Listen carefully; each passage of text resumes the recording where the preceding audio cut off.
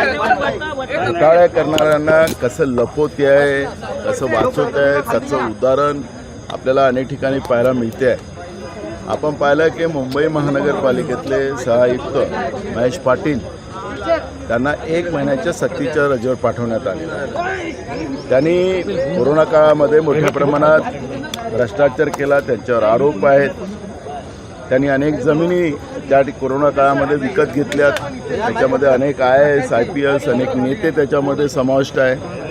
मग त्याला अशा अधिकाऱ्याला तर बंडतर्फ करायला पाहिजे, पण त्याला 1 महिन्याचं मुंबई आयुक्तांनी निलंबित करणं म्हणजे सरकार आयुक्ताला पण त्या पद्धतीने सांगतात की हे लोक आपली आहेत, त्यांना वाचवा.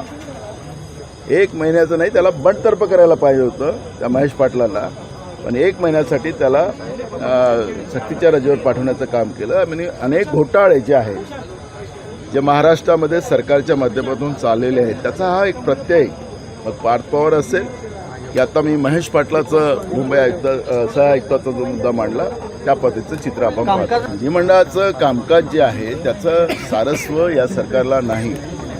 सगळे आपल्या सेटिंगमध्ये लागले राहतात आणि त्याच्यामुळे विधिमंडळाचा जो दर्जा होता महाराष्ट्राचा या सरकारने घालवलेला आहे असं म्हटलं तर वावगं ठरतं. जी अमेडिया कंपनी आहे त्याचे जे प्रमुख आहे त्यांना त्याच्यातून वगळणं याचाच अर्थ हे सर्रास सरकार आपल्या माणसाला घोटाळ्यामध्ये वाचवते हे त्याच्यातून स्पष्ट होते. आणि म्हणून न्यायालयाच्या निदर्शनास आल्यानंतर न्यायालयाने त्या पद्धतीची भूमिका घेतलेली.